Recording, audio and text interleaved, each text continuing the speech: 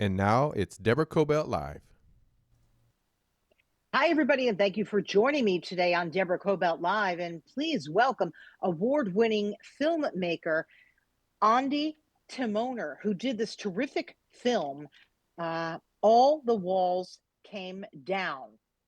It's about the fires in Altadena. This is a powerful film about community, about people that were left to fend for themselves way too late, and about the aftermath of the horrendous fires that happened the same evening as the Palisades and Malibu fires. Just a devastating situation that happened nearly 1 year ago. Andi also lost her home. Devastating to watch this film, especially when you were sifting through things and little just particles. And I was thinking to myself, Andi, I don't even know if I could go through that. It's so difficult just to even watch. So, first of all, welcome for joining us. Tell us about the film and what's behind it, would you? Sure. I mean, when I got back to the house, there wasn't anything really to find there. It was all burned because the fire department never came to Altadena 1 year ago when it burned. West Altadena was left to burn for days on end. So it was kind of like that fireplace where the logs and the embers just, become ash. That was really the situation. There was nothing there except uh, uh, as I was leaving, discovered my father's bathrobe, which was hanging untouched by embers, a cotton robe from the 70s, which was sort of like a miracle, and very much a miracle. In fact, we were reflecting on that in a screening last night. Um, it's rather unexplainable in scientific terms that that robe would survive because it was like 2000 degrees heat, 80-mile-an-hour winds. And they never turned off the gas in Altadena, so they let it burn blue for a week. Um, no evacuation orders, so 19 of my neighbors died. I was in Europe at the time and obviously horrified to get a text from my neighbor that my house burned down. Watch Duty app never updated because they get their information from first responders and no first responders came. I'm a tax-paying citizen, and I just feel like I deserve a fire truck in my neighborhood, for all the taxes I've paid all these years. And I feel like all of the people in the neighborhood deserve to be saved. And so the thing is, it doesn't matter. It's the point is we can't count on municipal services anymore. We need to be sure. I mean, there's a big argument for it being because I was in a black community and I didn't even realize I was in a black community. I just thought it was wonderfully diverse. Um, but even if it's just racism, we can't count on, it's not just racism, I should say. It's like climate disaster is happening everywhere. There was not sufficient water, even if there were fire trucks. There's just a lot of bigger issues at play. And so these systems that we take for granted are going to be there for us, are not going to be. And so community is really the most important thing. So, when I'm going back to my house, I have no idea at that point what's going to happen from there. And that's how I usually shoot my documentaries. I usually have no idea, actually, as I'm shooting them, what's going to happen. But it's community that I discovered when the walls came down. It was a calamity of errors, but all that you mentioned, at the very least, you need your government officials to pull through. You need water. You need water in the hydrants. You need firefighters that are there to fight the fire. You need a warning. What happened in Altadena was disgraceful. I don't think a lot of people realize there was no warning. And it was in the middle of the night. As you said, 19 people perished. Horrifying. And you also talked about that in the film because you sort of followed a few people in particular in the film. Why don't we talk a little bit about that? How there was a complete breakdown in the taxpayer dollars that are supposed to be there to keep you safe. A complete breakdown. Nothing worked. And then I want you to talk about what an incredible community Altadena is, multi-generational. People have been there since over 100 years, their families rather. Let's talk about that first, about the calamity of a complete collapse of government there. Yeah, so I wasn't there. I was in Europe filming a movie about the Holocaust when I woke up and heard that my brother had evacuated my mother from Eaton Canyon.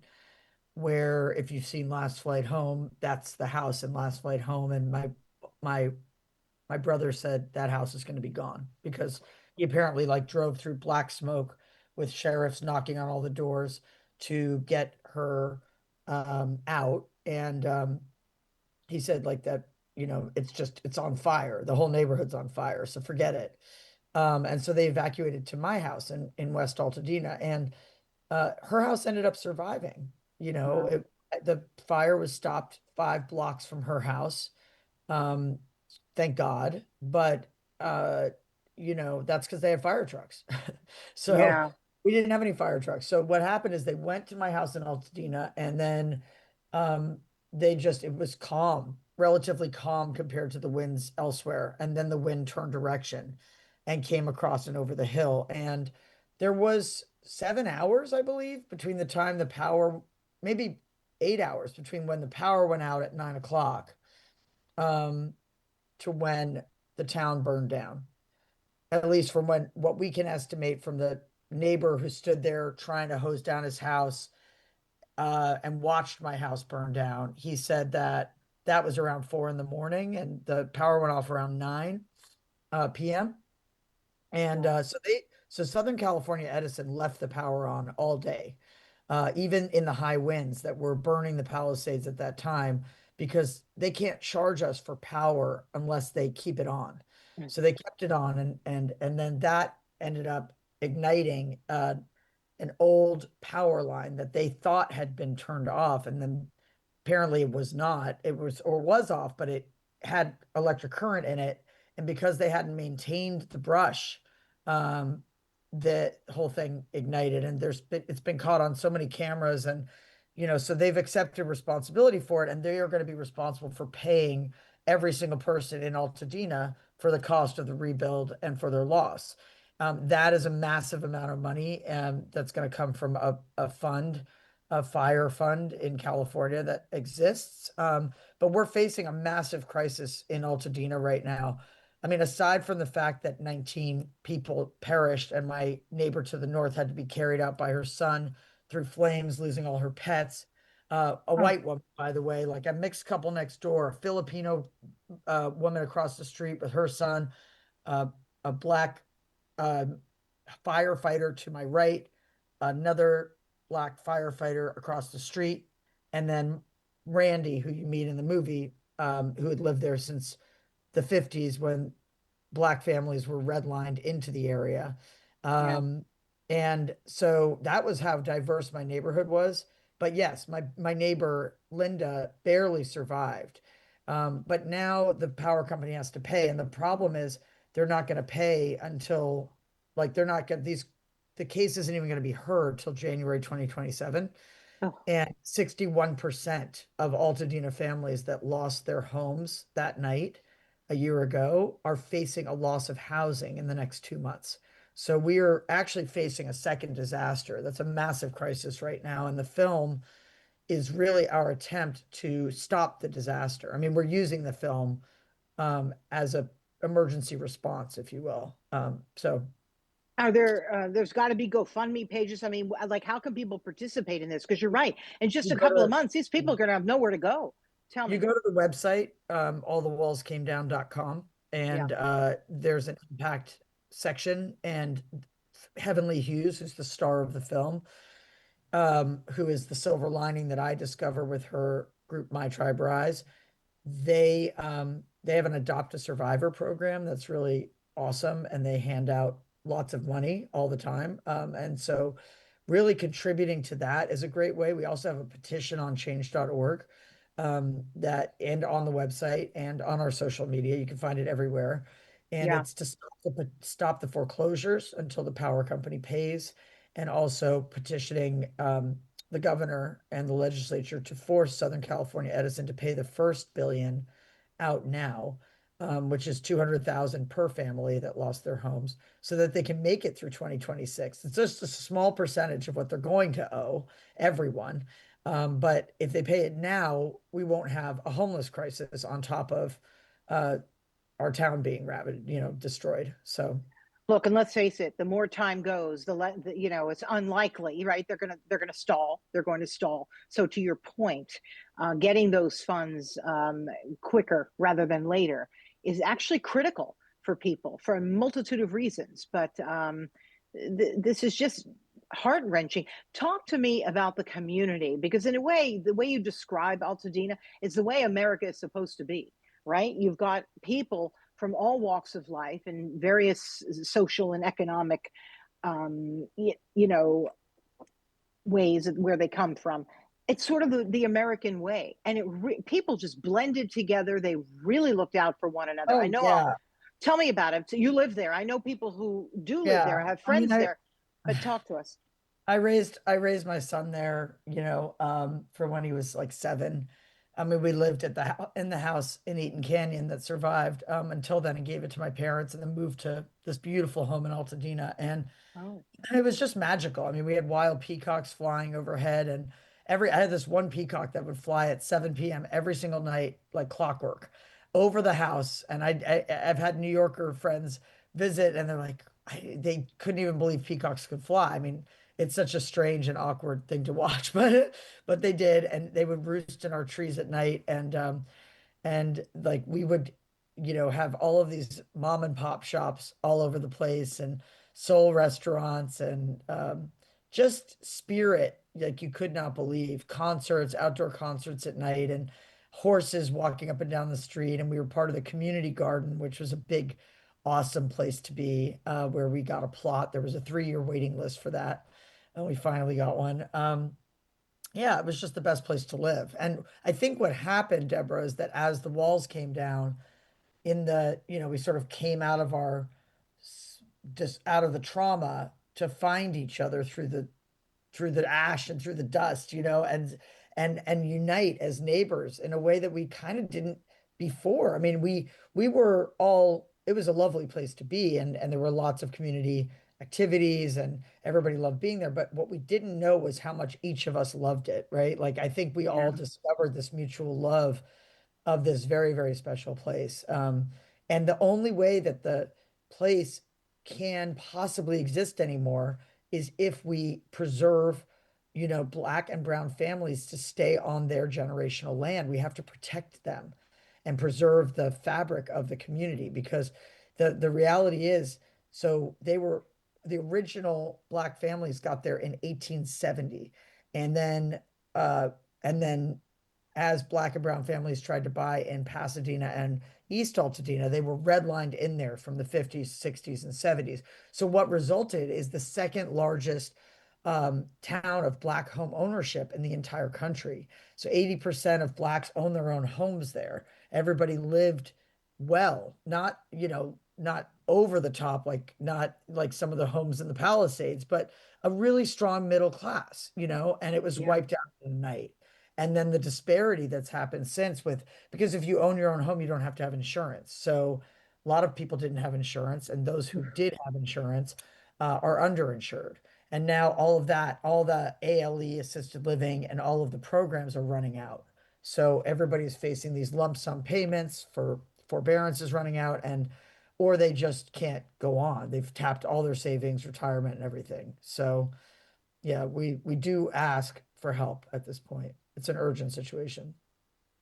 Talk to me about some of the people that you highlighted in the film. Anyone in particular who just sort of, your throat closed a little bit when you spoke to them about their experience. Would you I maybe mean, highlight one or two for me? sure, sure. My neighbor Randy across the street. The film sort of starts with me and my wife Morgan going back to our home, and then, well, to the ruins of our home, and then kind of expands out almost like from ground, like a bomb went off, right? And we go out like this, or like a ripple in a pond, and we find Randy, who's my across the street neighbor, who is my Huggy Bear. I love him. He used to actually do electrical work for me, and then he retired.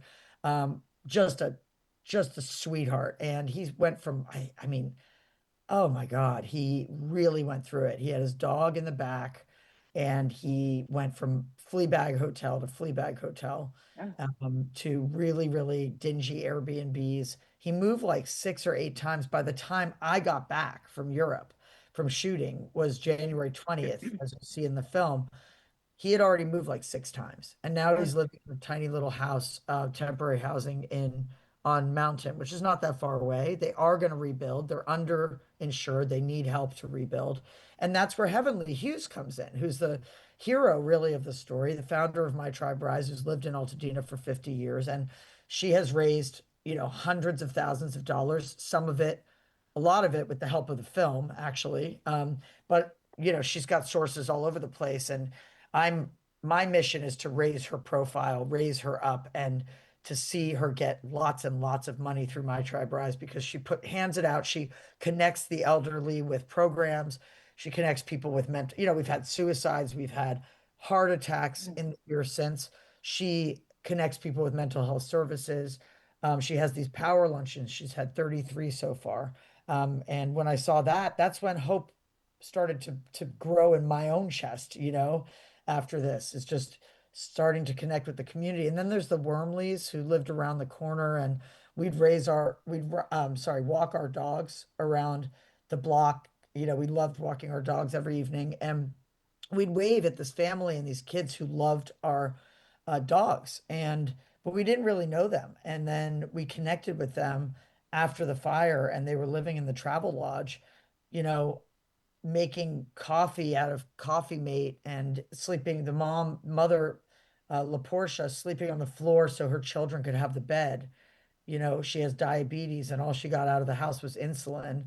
They lost everything. The boy is an adorable part of the film, Kyle, who's so sad because he's like, I told my mom where the toys were, and she didn't take my toys, and I'm Oh, I really mad know. about it. Yeah. So anyway, they almost got foreclosed on because they had one of those reverse mortgages. And Oof. then yeah.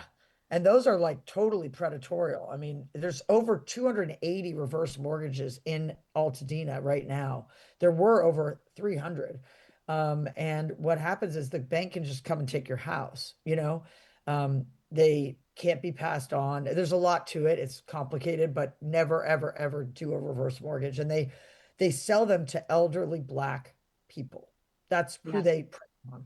And so all the elderly Black people that have reverse mortgages are facing foreclosure. And Renelle Wormley was one of them. And I ran into her outside one of these power luncheons, and Judy Chu, our congresswoman, happened to be inside speaking, because she's a big fan of Heavenly and My Tribe Rise. And I had no idea that she was going to be there. I was almost done with the edit, actually. And then threw this whole thing in because it was so incredible. I went and got Renelle, and I asked her, please come speak to Congresswoman Judy Chu. Tell her what's going on.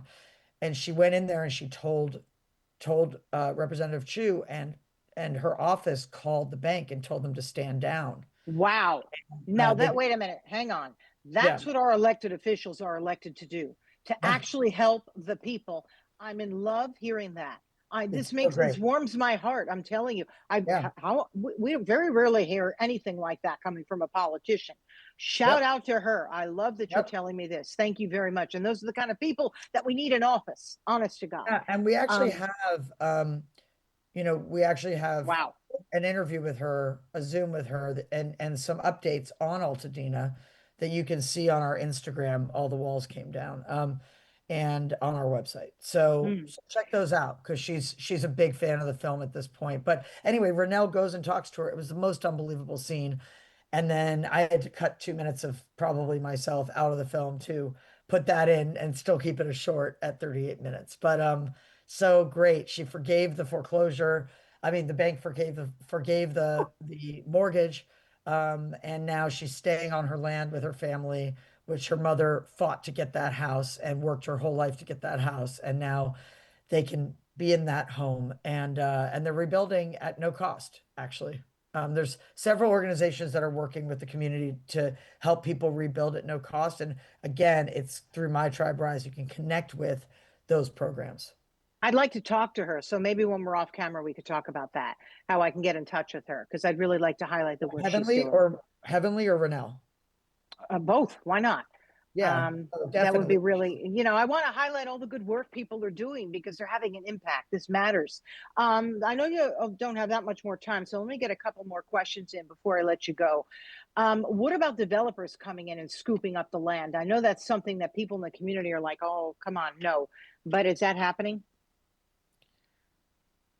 So the U.S. Army Corps of Engineers took the first 6 inches of soil, Yeah, and then they said that that's all that they are doing, and then there's no testing of the soil since then, and the toxicity, at least on my property, is like very high in lead and arsenic. Um, because I had to have it privately tested. And so you can imagine, I mean, in the wake of 9/11, 5 times the amount of people have died in the years since, than died from the disaster, which was over 3,000 people that died that day. So, and that's from the toxicity and from diseases related to the toxicity. So that's another massive problem that we face. And it's the first massive fire in US history where the government has not demanded that the testing happen. Um, and then there's also, besides lead and arsenic, all the forever chemicals. So we personally, we're going to remediate as best we can, probably over the entire year. We haven't even started because we're so busy with this film. We yeah. haven't started anything. The lot is just sitting there. But I know my brother has been remediating for, 9, 10 months now before he builds. And there are some techniques that can be used, but that should be a demand. I mean, that should be happening all over Altadena. I mean, we don't want to have people dying of cancer years from now because of this. Yeah, what I meant also, developers are coming in and just scooping up the Oh, land, develop and it. I'm sorry. yeah, and they're going to, just sort of change And they're sort of not how going the to community. remediate. Yeah, they're not going to remediate either, certainly. Yeah, and it'll It's just but change they're the going to change the community. course of things. Well, that's the struggle. That's what I'm talking about when I say that we're working to try to keep, Black families on their generational land. They can't afford to live. So the first thing they're going to do is sell their plot. And Yeah, so it's a race against time to get the government to do something, to force the power company to unlock that first bit of money so people can survive, feel hopeful, stay on their land. Nobody wants to leave. I mean, not most people want to come back, but they yeah. just don't see a way forward. It's so complicated. I have to tell you, there's so many claims and things like that. It's just like, it's a lot to get plans together to build a home. That's a huge undertaking. If you're just trying to survive, it really feels like, why bother? Let's just And go to rent somewhere I else. get it. It's Yeah. overwhelming. I mean, because you're right. These people didn't expect it. It was in the middle of the night. Many of these homes have been there forever. I doubt that they have to then get new plans, find an architect, find the whole situation. Do you feel like, or do people feel like, I think I know the answer to this, that they're getting the help they need from government officials, from just anybody who can help? Or do you Oh, feel like you're getting more like a closed door? Tell me. yeah, no, we were on a Q&A last night at a packed house in Los Feliz, and Heavenly was talking about how, though the film has caused our county supervisor, Catherine Barger, to sit down with her because so many audience members wrote letters after seeing that horrific scene where she's pushes Heavenly away, and hundreds of people are holding up signs saying, "Why won't you talk to us?" She doesn't answer anybody, or had not been. She'd been ignoring the community big time. And she's our only, as we're unincorporated, she's our only real link to local government, and begging for help because people were and are living in their cars as a result of this. And they were doing this like reopening of Loma Alta Park in the film 3 months after the disaster, while the homes lining it are still like totally in ruins and everything's in ruins Ugh, all around. They've reopened this park, which you can imagine is probably unsafe to play in. yeah, Um, yeah. but but aside from that, it was such a disconnection from what we actually need right now that there was a protest. It was a very peaceful protest, and Heavenly was just trying to get a letter from people to the um to basically to the county supervisor, and she just walked away. She pushed Heavenly away, and then when people saw that, they wrote letters, they called audience members went crazy, starting in New York, actually. Like, leave it to New York, of course, to jump on this. They jumped on it in like Hogwarts style, started throwing letters into and then the phone rang. Heavenly's phone rang. We were in the car together, and the county supervisor was like, "Can we meet?" I mean, that's again the power of film and the power of this film to herald this movement, because it allows people to see what's going on and then take action, and that's what we need right now. And so anyway, she sat down with Heavenly and Aloe Black, famous musician from our neighborhood, and several other of our leaders, our community leaders, and she promised to do some things, and she hasn't done them yet. So we'll see, but we have to keep pushing for action. That has not happened. But then it was really, as a storyteller, Deborah, it was very heartening for me to then have the Judy Chu experience happen, because I didn't want to throw all elected officials under the bus. We need them, and we rely on them, and we need them to listen and to take action. And so that's what Judy Chu did. Let's just hope that she's working behind the scenes, and you'll get a phone call one day and say, "This is what I've done." We can only be hopeful, right? I mean, because I Hopeful. understand. I interview politicians all the time, and I understand. And I saw that clip in the film, and I thought, "Ooh, you know what I mean? You stop, you listen, you care." And maybe she was stressed out. I have no idea, but this is why we elect our officials, to help us through times like this. When you were sifting through the ashes, a few items popped up, and I noticed your son um, said, "I'm not that emotionally attached." And I think in a way he was trying to help you through all this, right? Am I right about that? I think he really felt that way, and it was his way of dealing. And I think we all grieve differently. And I think at that moment, he had just gotten back from Europe, where he was studying art and had a wonderful time. And he realized what a big, beautiful world there is out there. And he had gone through COVID in his teenage years in that house. And so it really had been a place where he had his heart broken.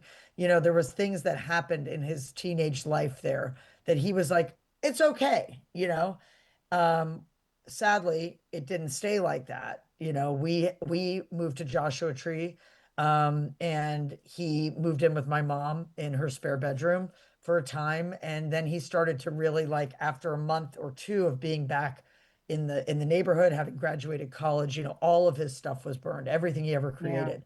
He'd moved home like just a week before the fire. Oof. So yeah, so but he started having bad dreams, and we went to therapy, and he was mad at me for moving away and not having a Oh, home for him, but he knew it was irrational. I mean, everybody's struggling, but he's doing better now. He actually, has a couple jobs, and he lives with a friend, and it has his own apartment, and we went shopping for furniture for him and things like that. So oh, he's good. starting his post-collegiate life now. It was off to a bit of a rocky start there, but Oh, yeah, he runs our social media for this film. He's part of the whole team. And my nephew is, produced the movie with me. So he's the son of my brother whose house burned down, and came back to help the family and help me film, and ended up really being crucial and instrumental. In fact, he shot that scene with Catherine Barger in the park, and shot a lot of great scenes for the movie, helped a lot with the edit, and is, yeah, texting me as we do this podcast from New York, where he lives. So your it's a father, I'm family so sorry. affair. No, I'm just saying it's a family affair. Your father was the founder of Air Florida. In fact, his name was Eli. You did a film, Last Flight Home, which I believe is still streaming on Paramount Plus, or at least it was. You did that a couple Oh, of years ago. Say it again. oh, definitely. It's definitely on Paramount Plus, and on many outlets. Yes. So before we let you go, I want to talk a little bit about that and your dad's robe that was left standing from the fire. It seems unimaginable because let's face it, it's made of cloth materials. It's outstanding. It's almost like he was watching over you. I'm here for you. I really do find that to be incredible. But also, you are an award winning film, twice won at the Sundance Film Fest, Sundance, right, for the film Dig, and another film, right? We Live in Public, I believe. Um, And both of those films are part of the permanent collection at the Museum of Modern Art. That's outstanding. So I just wanted to make sure we mentioned that and a little bit about your work as a filmmaker and about the film you did about your dad, if you want to sort of finish our interview on that. Sure. I mean, I feel like, the work that I did with Dig was from all through my 20s. It was 2,500 hours of footage over 7 years. And We Live in Public was 5,000 hours of footage in an internet bunker that predicted the loss of privacy and intimacy with the advent of the internet. Yeah. That was, from 1999 to 2009. And I feel like these films prepared me and other films that I made during that time for what happened with my father when he decided it was time he had to go and he wanted to do medical aid in dying. And I wanted to help him. I didn't even know the law existed, but I was determined to help him. And so he basically said, he was in the hospital and he he was 92 and he said, I've got to go. Please help me. And he came home for 15 days to the my mom's house that you'll see in the film. And I asked him if I could set up cameras just to try to bottle him up somehow. Wow. And I guess because I've shot all these verite films, I set up 4 cameras. It's just like my way of doing things. And just felt so safe as soon as I had set up cameras that I wouldn't forget a single word he said. And I didn't intend to make Wow. a and what transpired was so incredible and so special over those 500 hours of footage over those 15 days where people came to say goodbye to him, and my sister who's a rabbi came and she gave him and us so much incredible wisdom over that it felt wrong not to share it. Yeah. Actually, I wasn't planning to make a documentary. I've had a scripted film about my father and his airline and the rise and fall of the airline because he had a massive stroke from his neck being cracked when he was 53 years old in a massage. And Oof. then just due to stigma against disability, he was thrown out of the airline he created and eventually bankrupted. And so, you know, it was he was this very, very, very special human being who you'll see in the film. And he was like the rock of the family, but he didn't think he had given us he felt he had failed us because he didn't have Mm. any finances. And so it was really like almost like It's a Wonderful Life, a weird, Yes. like it was like we had 15 days to convince him that he had done everything for us. And you Wow. kind of see it all unfold in that movie that I didn't even intend to make at the beginning. And that's actually why I shot this movie, because I thought of that one and I thought, you didn't think you were making a movie at that time. And now look how many people it's helped. It's changed the law, helped to change the law in New York. Medical aid in dying is now, it's such a compassionate law. It allowed all of us closure and allowed him to feel agency over his body at the end of life. Thank God California has that law. Most states don't have that law. And so we partnered with Compassion and Choices after that film, and we've been helping to open borders for, like Oregon now, you can go there if you need to, and do medical aid in dying. So people with cancer and terminal illnesses have this ability to do this with their families now, and it's a game changer, and it changed the law in California too, Yeah. um, to make it a lot more compassionate the way that it's done. So, and then it helps people through loss. So I just thought, I better film, even though I'm like completely traumatized that my house burned down, I've lost everything. I should film in case there's a message to share with other people and a bigger story here. I didn't know at the time. I've never had my house burned down and my town burned down. So the story revealed itself. I met Heavenly and the walls came down around the neighborhood, and that's why we have this film. We made it fast. We premiered at Telluride so that it could make a difference, so that it could be a shield for the Black and Brown community as well, and tell the story of Altadena in the world. And so that's what we're doing. But we're Mm. continuing to film because it'll obviously be very interesting to see what happens over those 5 to 10 years, and it'll be very important. So I'm hoping to team up with a couple other filmmakers that have been working on films there, because I live in Joshua Tree and I have some team here, but it'd be great to make this a community affair and really document our community over the next decade. Andy, you're an incredibly compassionate filmmaker. I am so grateful that you took this time today to speak to us. Is there anything else you'd like to say in terms of call to action and how people can view the film as well? No, just go to allthewallscamedown.com. That always has our screenings. I mean, we played 2 packed screenings on both sides of You LA did. last night. Yeah. Tonight we're at Ashes to Film, which is a festival born out of the fire with lots of filmmakers showing their work. We're the opening film at 7.